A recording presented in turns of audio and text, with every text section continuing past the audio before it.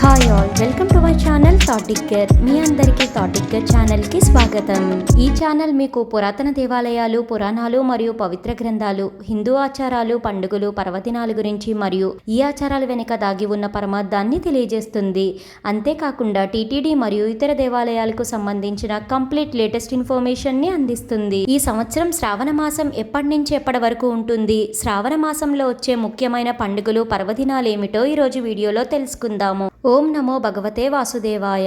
మరికొద్ది రోజులలో ఆషాఢ మాసం సంపూర్ణంగా పూర్తయి శ్రావణ మాసం మొదలవబోతుంది. చంద్రమానాన్ని అనుసరించి ఉన్న 12 మాసాలలో 5వ మాసం మరియు అత్యంత పవిత్రమైన మాసం శ్రావణ మాసం. ఈ మాసంలో పౌర్ణమి నాడు చంద్రుడు శ్రవణ నక్షత్రంలో సంచరించడం వలన శ్రావణం అనే పేరు వచ్చింది. శ్రీ మహావిష్ణు జన్మ నక్షత్రం శ్రవణం.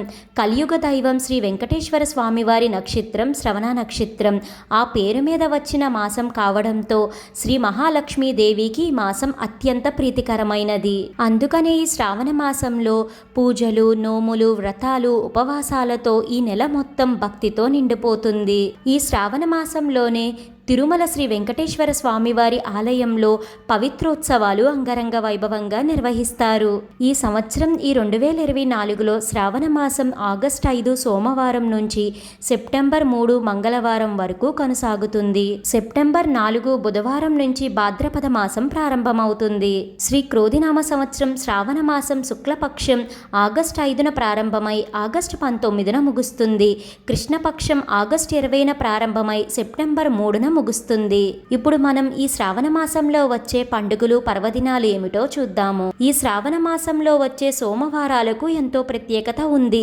ఈ సోమవారాల్లో భక్తులు శివుణ్ణి భక్తి శ్రద్ధలతో కొలుస్తారు. ఈ సంవత్సరం ఈ 2024లో శ్రావణ సోమవారాలు ఎప్పుడు వచ్చాయో చూద్దాము.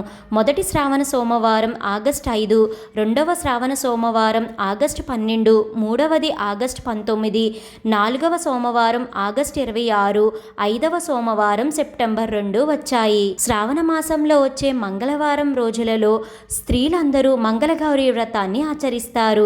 మంగళవారం రోజులలో శ్రీ గౌరీమాతను, పార్వతీమాతను భక్తి శ్రద్ధలతో కొలుచుకుంటారు. ఈ సంవత్సరం మంగళగౌరీ వ్రతం చేయడానికి శ్రావణ మంగళవారాలు వచ్చిన తేదీలు ఆగస్టు 6, ఆగస్టు 13, ఆగస్టు 20, ఆగస్టు 27 మరియు సెప్టెంబర్ 3.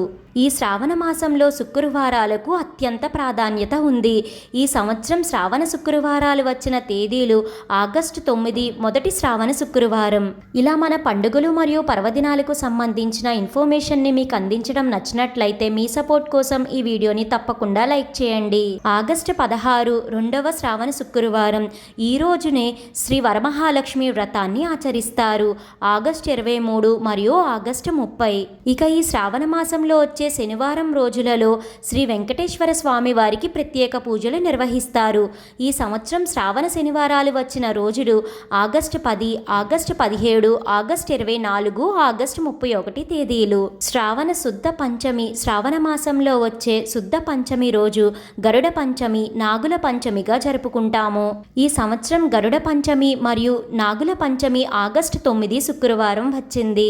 ప్రతి మాసంలో వచ్చే శుద్ధ షష్ఠిని స్కంద షష్ఠిగా జరుపుకుంటాము. ఈ క్రమంలోనే శ్రావణ శుద్ధ షష్ఠి, స్కంద షష్ఠి ఆగస్టు 10వ తేదీన నిర్వహించుకోవాలి. ఈ ఆగస్టు 10వ తేదీన కల్కి జయంతిని కూడా పురస్కరించుకుంటాము. ఆగస్టు 15 శ్రావణ శుక్ల ఏకాదశి. ఈ ఏకాదశిని స్మార్త ఏకాదశిగా పిలుస్తారు. తిరుమల తిరుపతి దేవస్థానంలో శ్రీ వెంకటేశ్వర స్వామివారికి పవిత్రోత్సవాలు ఆగస్టు 15 గురువారం నుంచి ఆగస్టు 17 శనివారం వరకు అంగరంగ వైభవంగా నిర్వహిస్తున్నారు. ఆగస్టు 16 శుక్రవారం శ్రీ వరమహాలక్ష్మి వ్రతాన్ని నిర్వహించుకోవాలి. ఆగస్టు 17వ తేదీ శని త్రయోదశి వచ్చింది. ఎప్పుడైతే శనివారం మరియు త్రయోదశి తిథి రెండు కలిసి వస్తాయో ఆ రోజుని శని త్రయోదశిగా మనం జరుపుకుంటాము. శ్రావణ పౌర్ణమి ఆగస్టు 19న వచ్చింది. ఈ రోజునే రాఖీ పండుగగా మనం జరుపుకుంటాము. ఈ రోజునే హయగ్రీవ జయంతిగా కూడా నిర్వహించుకుంటాము. ప్రతి మాసంలో పౌర్ణమి వెళ్ళాక వచ్చే 4వ రోజు బహుళ చతుర్థిని సంకటహర చతుర్థిగా మనం నిర్వహించుకుంటాము. ఈ క్రమంలోనే శ్రావణ మాసంలో సంకటహర చతుర్థి గురువారం ఆగస్టు 22వ తేదీ వచ్చింది. శ్రావణ మాసంలో వచ్చే బహుళ అష్టమిని శ్రీకృష్ణ జన్మాష్టమిగా మనం నిర్వహించుకుంటాము. అయితే ఈ సంవత్సరం శ్రీకృష్ణ జన్మాష్టమిని కొన్ని దేవాలయాలలో ఆగస్టు 26న, మరికొన్ని దేవాలయాలలో ఆగస్టు 27న నిర్వహిస్తున్నారు. శ్రావణ మాసంలో కృష్ణపక్షంలో వచ్చే ఏకాదశి బహుళ ఏకాదశి ఆగస్టు 29న వచ్చింది. ఆగస్టు 31వ తేదీన మరొకసారి శని త్రయోదశి వచ్చింది. ఇలా శని త్రయోదశి రావడం చాలా అరుదుగా వస్తుంది. సెప్టెంబర్ 3 మంగళవారం అమావాస్యతో శ్రావణ మాసం పూర్తవుతుంది.